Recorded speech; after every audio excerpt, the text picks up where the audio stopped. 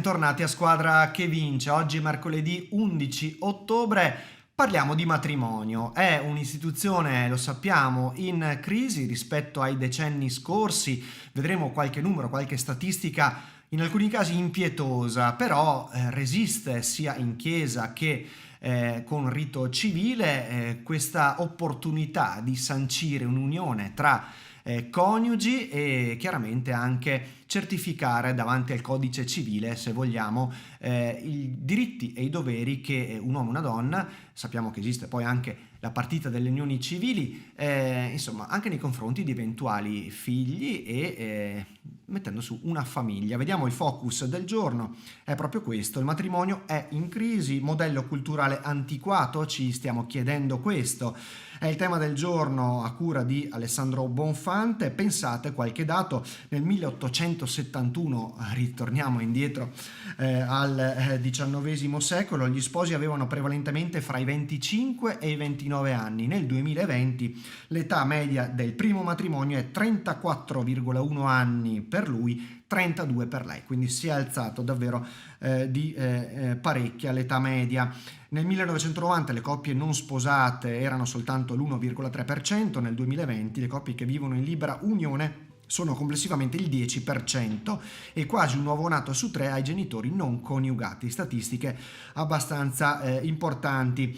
Abbiamo analizzato anche i dati Istat su matrimoni e unioni civili in ripresa, ma ancora non ai livelli pre-pandemia.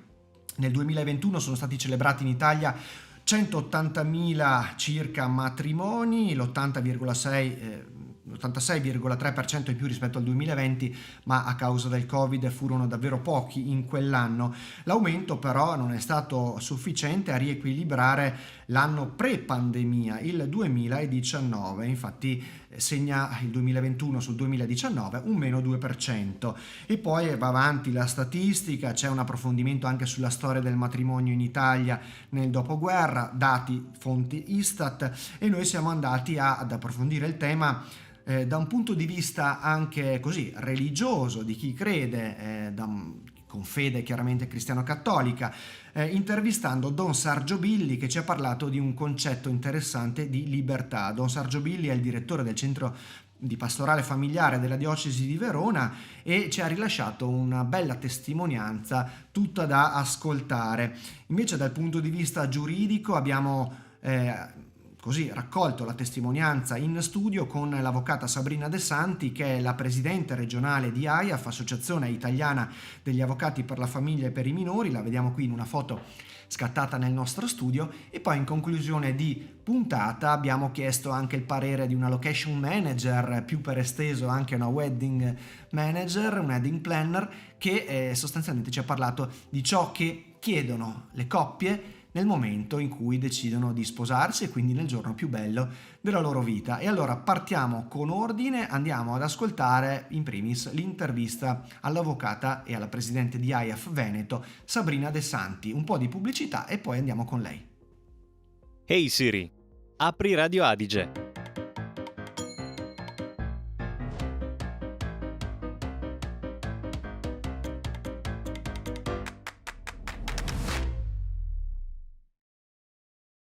Come annunciato in premessa, parliamo del matrimonio anche dal punto di vista giuridico. Quali sono i diritti, quali sono i doveri, non solo di chi è sposato, ma anche chi non è sposato e ha comunque dei figli. Per farlo abbiamo invitato, ed è un ritorno nei nostri studi, Sabrina De Santi, che è la presidente dell'Associazione Italiana degli Avvocati per la Famiglia e per i Minori, con l'acronimo AIAF Veneto, quindi presidente regionale. Bentornata. Grazie per avermi invitata.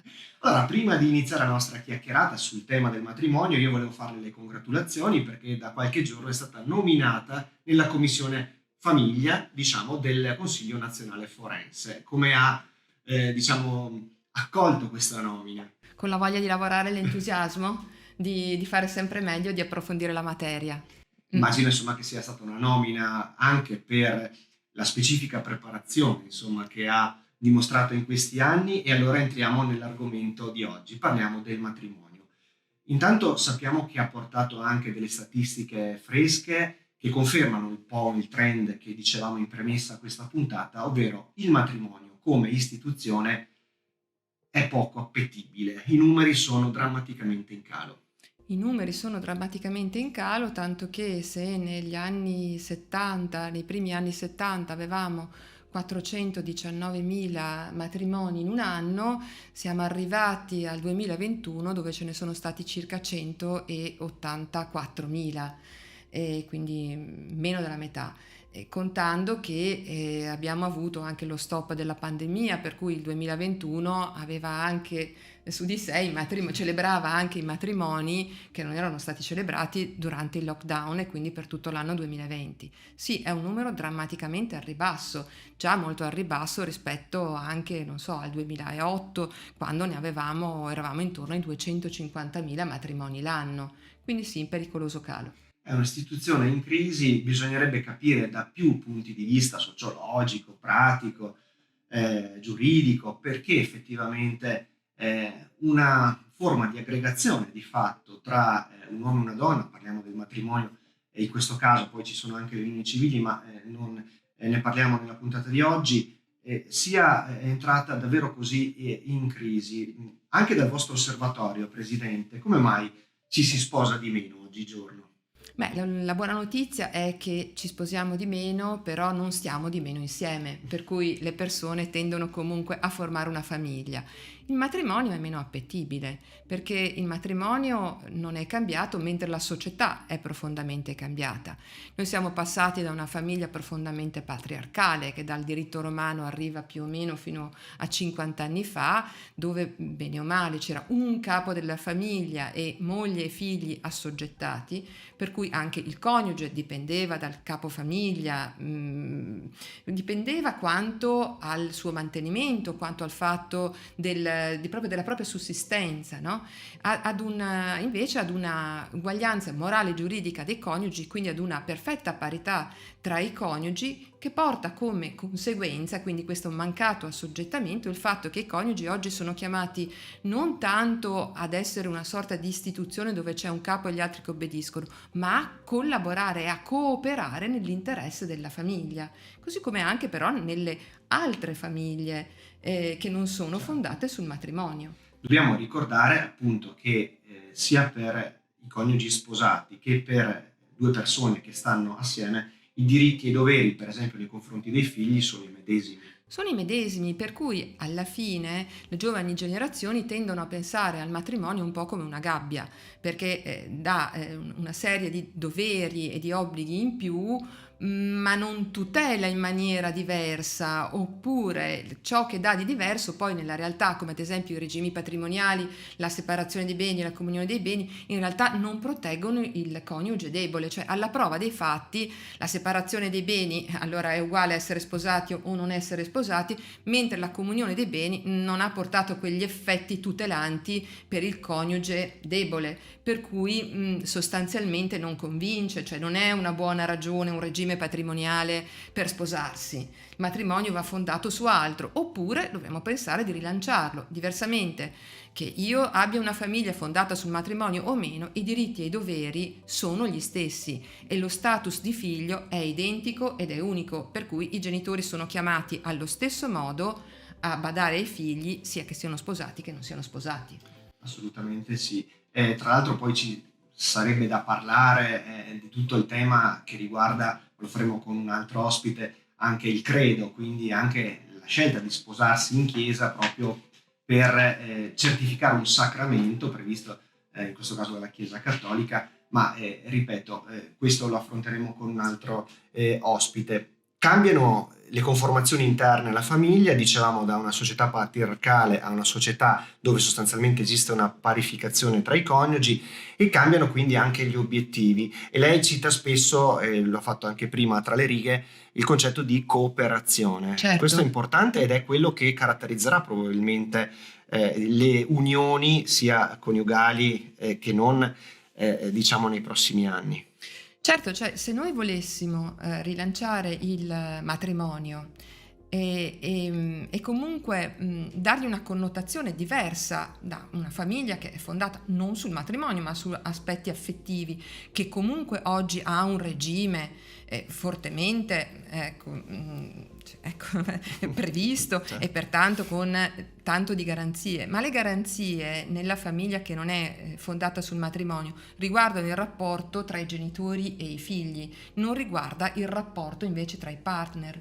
Nel matrimonio invece il rapporto, cioè il patto fondativo, è tra i partner, fermo restando poi invece i diritti e i doveri verso i figli. Allora, per rilanciare l'istituto giuridico del matrimonio, che per quello che riguarda gli aspetti giuridici è identico sia che venga celebrato in chiesa oppure che venga direttamente celebrato in comune, salvo che non sia una cerimonia puramente religiosa, ma insomma normalmente si uniscono gli effetti civili agli effetti religiosi. Ecco, io direi che per rilanciare il matrimonio occorrerebbe che diventasse nuovamente attraente rispetto a una tutela tra le parti. Qualche esempio. Facciamo qualche esempio. Facciamo qualche esempio. Cioè, cosa significa tutelare le parti di un matrimonio? Per esempio dire che in una società cooperante fra due persone che collaborano e che mettono su famiglia, occorrerà pensare per esempio a chi resterà a casa quando nasceranno i bambini. No? Allora, se è diciamo tradizionalmente un ruolo che è affidato alla mamma, che è una mamma lavoratrice, bisognerebbe dire: ma in quegli anni in cui non potrò essere al 100% con la mia carriera, come redistribuiremo le risorse interne alla famiglia? Cioè lo stipendio di mio marito oppure le mie capacità lavorative, come le potremo utilizzare? E allora a questo punto quali sono le norme di legge, quali dovrebbero essere le norme di legge che proteggono la famiglia, ad esempio con dei buoni patti prematrimoniali, dove si decide come si svilupperà il progetto familiare, un progetto familiare che noi vogliamo che duri, salvo il tema della possibile patologie, ma nelle intenzioni delle parti è un progetto che potenzialmente dura tutta la vita. Come lo proteggo? Come proteggo chi per un periodo magari appunto rimane a casa? Che cosa posso fare per disciplinare prima i possibili motivi di crisi? Poi, ad esempio, se un matrimonio entra in crisi, d'accordo, noi abbiamo gli istituti della separazione e del divorzio, ma come riallocheremo le risorse?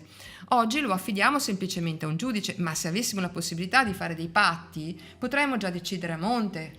La parola d'ordine anche in questo caso, prima dicevamo cooperazione, diventa pianificazione. Quindi esatto. Si sottovaluta questo aspetto della pianificazione. Sì. Magari anche la pianificazione testamentaria, che è un altro ambito, però effettivamente si sente l'esigenza di mettere per iscritto qualcosa. Io vorrei che ci fossero delle norme applicabili alle giovani coppie che danno loro la possibilità di sviluppare il loro progetto concordemente alla legge, che per esempio prevedesse che tutto l'aspetto previdenziale familiare potesse essere organizzato in vista delle tappe di quella famiglia, in modo che non ci fosse qualcuno che rimane indietro e qualcuno che invece comunque continua la sua vita, ma più o meno consapevolmente. Perché allora se non c'è differenza, perché sposarsi? Certo. Se poi diritti e doveri rimangono comunque appesi alla buona volontà delle parti. Anche perché, dica se sbaglio, Presidente, insomma, una mancata pianificazione o a una chiarificazione dei ruoli subentra in tal caso la frustrazione da parte di uno o dell'altro coniuge, o magari subentrano anche delle situazioni non previste in negativo. Forse appunto non pianificando, non mettendo in chiaro le cose, ci si ritrova poi anche in situazioni difficili da gestire poi.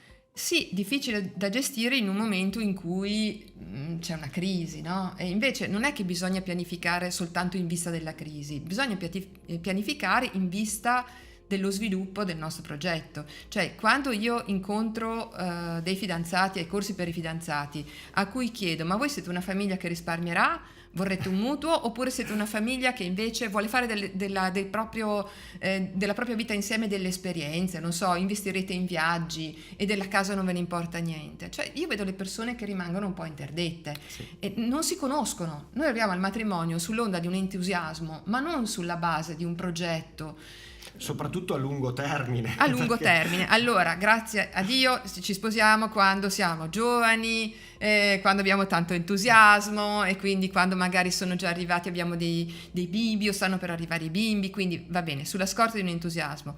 Però proprio perché ci arriviamo sempre più grandi al matrimonio, varrebbe la pena anche arrivarci pensando di pianificare un po' meglio quello che noi vogliamo da noi stessi per la nostra vita, per il futuro.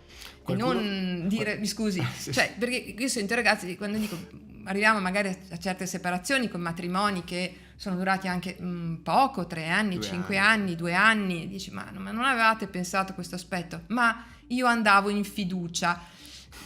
Cioè, che tipo di fiducia c'è alla base? No, ci vuole pensiero, oltre che una grande fiducia chiaramente nell'altro, ma ci vuole tanto pensiero. C'è qualcuno magari che potrebbe dire che è una visione un po' troppo razionale, però effettivamente sì, poi... è il mio lavoro. Però poi effettivamente si pagano anche le conseguenze di una mancata, diciamola così, chiamiamola così, pianificazione, anche in ottica lungimirante, come si diceva, in un'ottica di ampio raggio. Però ecco, se posso dire, mentre in Italia noi siamo così, un po' ci affidiamo ancora, no? All'idea romantica del matrimonio, e quindi abbiamo detto questa fiducia di base che è un po', ma stiamo a vedere. Io vedo che i giovani americani e le giovani americane invece pretendono di pensare e si fanno consigliare così, perché si avviano delle carriere intorno ai 28-30 anni, che è l'età a cui si arriva al matrimonio. Anche da noi abbiamo una media che si è alzata, no? Adesso si arriva al matrimonio, gli uomini intorno ai 30-34 anni, sì. Le donne intorno ai 28-31, cioè comunque una media che si è alzata. È una media che ci fa capire che le persone sono già nel mondo del lavoro, hanno già una loro parziale realizzazione.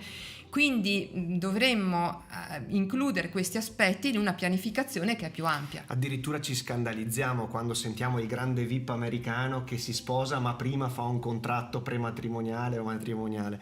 In effetti gli americani, come dice lei, insomma, sono più forse previdenti, pragmatici.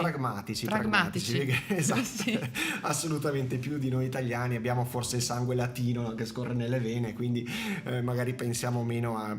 Sì, ma perché noi mettiamo il patto in un'ottica di una crisi, loro invece dicono preveniamola la crisi, noi vogliamo che vada tutto bene, quindi già ci diciamo quello che vogliamo. Perché poi è importante chiarire anche questo aspetto, non è che si voglia mettere per iscritto perché si pensa già a un'eventuale separazione, no. Però insomma chiaramente si mettono le cose in chiaro, sperando comunque che il matrimonio prosegua fino all'ultimo giorno, insomma, fino alla nostra permanenza qui su questo pianeta. E avvocato, potremmo rimanere qui insomma ancora tanto tempo, però il quadro che ci ha dato e le spiegazioni, anche le motivazioni giuridiche e di contesto che ci ha fornito sono state molto preziose, quindi la ringraziamo per la sua partecipazione. Grazie mille, alla prossima. Allora. Avrà sicuramente, sarà nostro ospite nella Commissione nazionale, nuovi argomenti, nuovi dati, nuove statistiche, quindi sicuramente torneremo a risentirla fra qualche mese. Grazie mille. Noi lanciamo un po' di pubblicità e torniamo tra poco con il resto di questa puntata dedicata al matrimonio. È arrivato Pantheon di ottobre, Francesca Cheyenne, Una vita da speaker, Elisa Molinarolo, Un salto mondiale, speciale scuola, Quanto conta la condotta, e ancora tutti gli spettacoli e gli eventi del mese. Pantheon, il mensile gratuito di Verona, in 1500 punti distribuzione di Verona e provincia e in digitale. Scopri di più sul giornalepantheon.it. E siamo rientrati dalla pubblicità. Come detto in premessa, siamo in collegamento, tra poco lo saremo, con Don Sergio Billi, che è il direttore del centro pastorale familiare della diocesi di Verona. Lo abbiamo annunciato e gli diamo il benvenuto. Benvenuto Don Sergio. Salve, bentrovati, grazie dell'invito. Allora, chiariamo innanzitutto, per chi ancora non conoscesse questa, organizzazione, all'interno della diocesi, diamo una definizione del centro pastorale familiare. Di cosa vi occupate? Sì, è il tentativo di un servizio per l'animazione della pastorale familiare nel contesto della diocesi di Verona.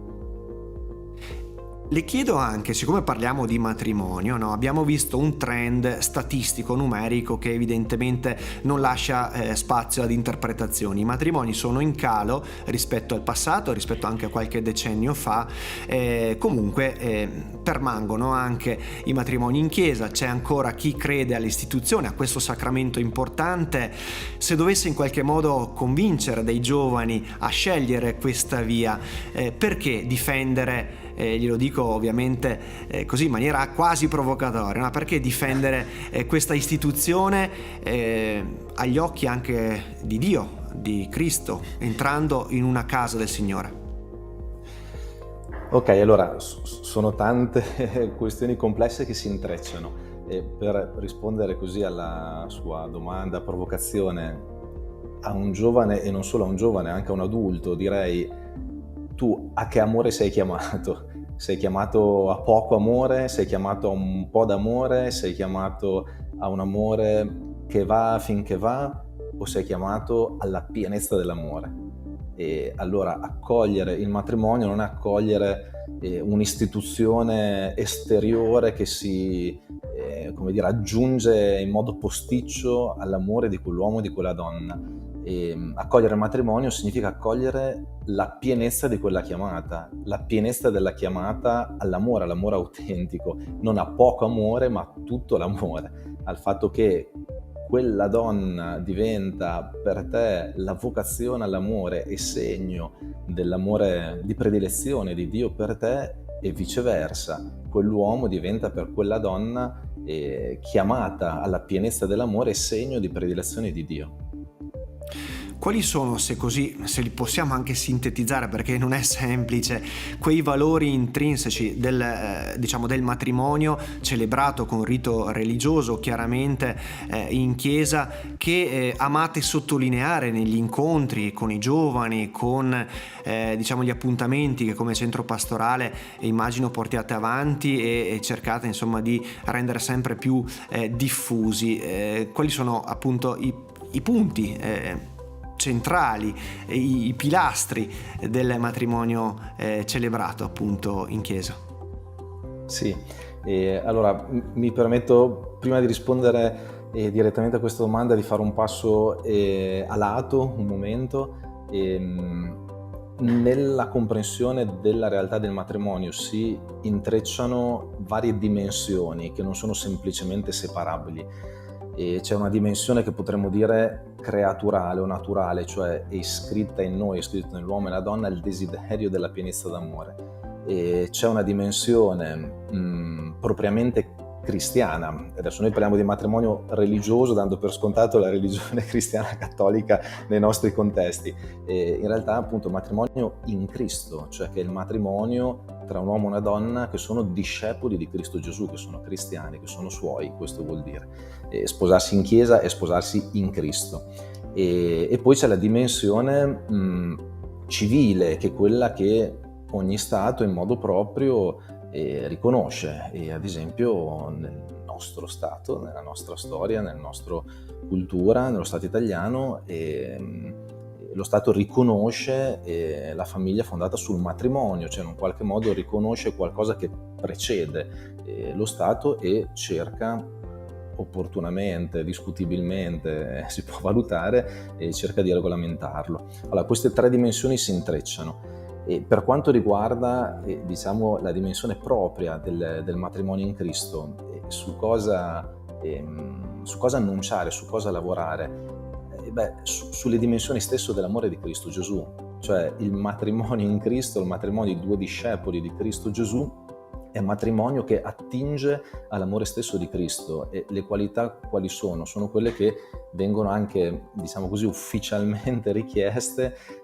libertà, unità, totalità, possiamo dirle in modi diversi, e fecondità. Cioè libertà, il matrimonio, l'amore non può che essere libero, un libero decidersi nella grazia di Cristo di donare la propria vita e di accogliere il dono della vita ad un altro. E unità o totalità è il tema della fedeltà, un amore fedele oggi e un amore fedele nel tempo, quello che in senso proprio nella Chiesa viene chiamata indissolubilità, cioè qualcosa che non può essere sciolto. La mia e la tua vita sono legate al punto tale da trovare pace in questa unità che non può essere sciolta, è indissolubile. E poi il terzo elemento, la fecondità, cioè ogni amore, se autentico, è fecondo di vita nello spirito e fecondo nella carne, quindi la possibilità dell'apertura alla vita, che rimane un dono indisponibile di Dio, non c'è alcun diritto ad avere figli biologici, ma c'è piuttosto il dovere all'apertura a questo dono, nello spirito e nella carne. E ha fatto bene a sottolineare questi aspetti, perché sentivamo prima le parole di una giurista. Insomma, spesso il matrimonio viene visto come un vincolo, una sorta di gabbia per molti giovani. In realtà ciò che ci sta dicendo ci dà un punto di vista completamente diverso. È uno scegliere, diciamo, un amore e viverlo in libertà, diciamo, con questa persona. Quindi è un capovolgimento davvero di prospettive molto interessanti. Ha parlato anche di fecondità e di figli. Chiaramente la promessa che si fa davanti a Cristo è anche nei loro confronti, quindi è un'assunzione di responsabilità anche per ciò che verrà, quindi per i figli se verranno, e un impegno anche all'educazione cristiana. Sì, allora, intanto direi una parola su libertà, è una delle grandi parole, no? Tutti vogliono essere liberi, però su cui probabilmente viviamo tutti in un modo o in un altro una grande confusione. Schematicamente io direi così, cioè noi siamo abituati nella nostra cultura a assorbire, a ciucciarci, mi permetta così la parola, ad assorbire una comprensione della libertà come disponibilità di fare ogni momento quello che voglio. Quindi libertà come essere svincolati. Io sono tanto più libero quanto sono svincolato. E addirittura, se pensiamo al rapporto di coppia, cosa si dice? Quando uno non ha il ragazzo o la ragazza tra giovani è libero, quando ce l'ha è occupato. Ora, se intendiamo la libertà così, è chiaro che ogni legame, prima o dopo, diventa un attentato alla mia libertà. Ma riteniamo che ci sia un'altra visione di libertà che ultimamente è inconciliabile con questa prima, per quanto anche qui si intreccino varie questioni. L'altra visione è una visione che noi riteniamo umanamente più autentica e che è la visione che emerge dalle Sacre Scritture. San Paolo, ad esempio, quando pone alla schiavitù il suo contrario, non parla di libertà ma parla di figliolanza. Cioè non siete più schiavi, ma siete figli. Cioè la libertà non è un non vincolo, ma un vincolo diverso. Siamo schiavi quando siamo vincolati da un vincolo distorto, siamo veramente liberi quando viviamo vincoli di bene, vincoli per il bene, vincoli di amore. E allora, se intendiamo la libertà così, il viaggio è diverso. Ogni vincolo autentico, in particolare il vincolo del matrimonio, non è un peso, certamente anche una responsabilità, ma è prima di tutto un dono, una grazia. E dicevamo in conclusione, insomma, l'impegno anche di fronte a Dio di procreare, se questo è possibile, e quindi di dare un'educazione chiaramente imperniata sul valore cristiano anche all'eventuale prole e ai figli che derivano anche dal matrimonio. Sì, due cose su questo, la accennava già prima, mi scusi che mi è scivolato. Intanto mi permetta questa cosa che può suonare come una battuta, ma è tutt'altro che una battuta. Non è tanto il nostro impegno davanti a Dio, ok, c'è anche questa dimensione, ma il matrimonio in Cristo è soprattutto l'impegno di Dio con quella coppia. Cioè, nel dono dello Spirito il Signore Gesù si impegna proprio con quella coppia. Potremmo dire, se quell'uomo e quella donna si sposano tra di loro, in un qualche modo Cristo Gesù sposa la loro relazione, la loro coppia, e loro diventano immagine di Cristo sposo per la Chiesa sposa. Loro sono l'uno per l'altra sacramento e sono insieme come coppia sacramento per il resto della Chiesa, per gli altri, dato per gli altri. Il matrimonio in Cristo è una missione, è una vocazione per l'evangelizzazione, similmente al sacramento che ho ricevuto io, al ministero dell'ordine. E rispetto al tema dell'educazione dei figli, certamente se il mio tesoro è l'incontro con Gesù, è chiaro che io questo incontro desidero con libertà. Certamente non può essere costretto, perché un incontro puoi cercare di disporlo, ma avviene se avviene. E se l'incontro con Gesù è il segreto della mia vita, io desidero che chi amo possa fare la stessa esperienza di amore, di bene, possa incontrare il Signore Gesù come Signore della propria vita.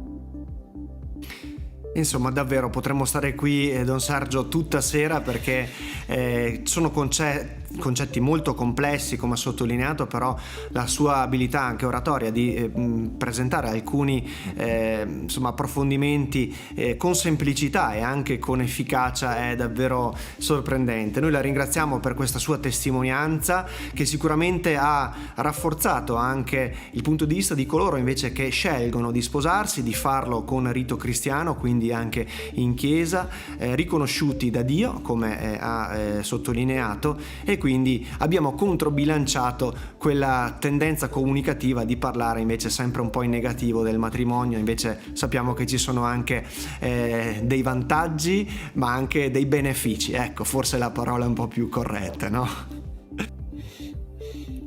Bene, allora buon servizio, buon cammino e buon lavoro per quello che fate. La ringraziamo, Don Sergio. Noi lasciamo spazio alla pubblicità e poi ci avviamo verso la conclusione della puntata. Con l'HBB TV puoi trovare Radio Adige anche sul digitale terrestre. Collega la tua Smart TV ad una rete internet, wireless o via cavo. Cerca sul digitale terrestre il canale 19 TV7 Triveneta. Premi la freccia in su del tuo telecomando e seleziona l'icona di Radio Adige. Guarda le nostre dirette e ascolta la tua musica preferita.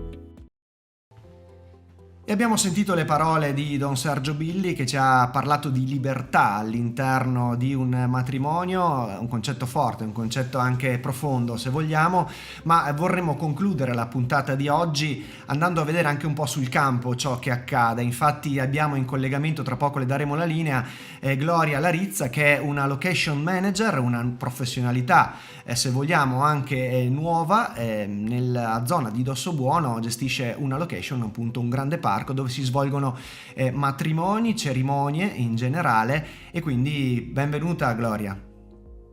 Buongiorno. La vostra realtà è partita prima del Covid, 2019, avete insomma già celebrato nella vostra location alcune decine di matrimoni. Insomma, bisogna capire che dietro a questo sacramento, nel caso cristiano cattolico, o in qualche modo contratto civile e giuridico, nel caso di matrimonio civile, c'è dietro anche un indotto, c'è anche la possibilità di creare del business, come è stato nel vostro caso. Assolutamente sì, ci sono tantissime sfaccettature dietro al mondo del matrimonio.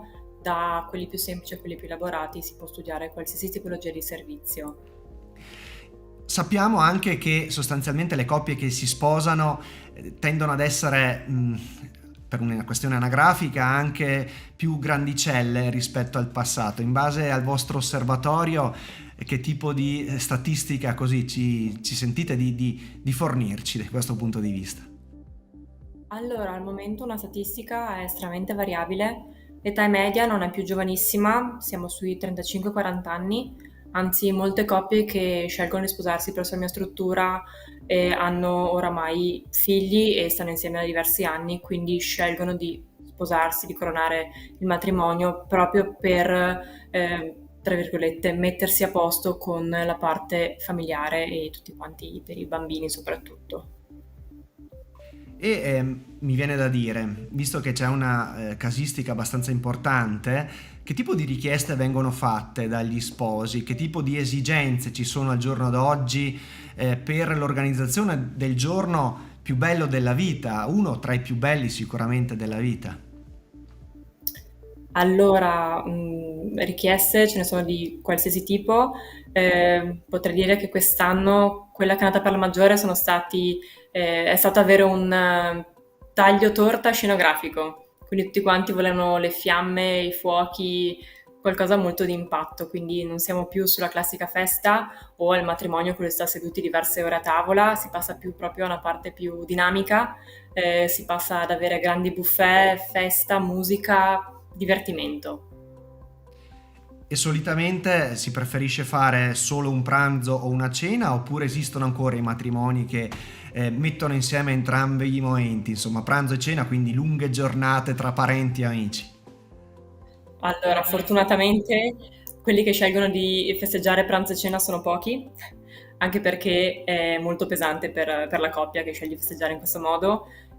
Si sceglie soprattutto di festeggiare la sera per poi proseguire con la discoteca o una festa dopo, e invece chi sceglie di fare entrambe le situazioni magari fa un pranzo più ristretto con i parenti o con gli amici più stretti per poi passare alla festa vera e propria con gli amici dal taglio torta in poi.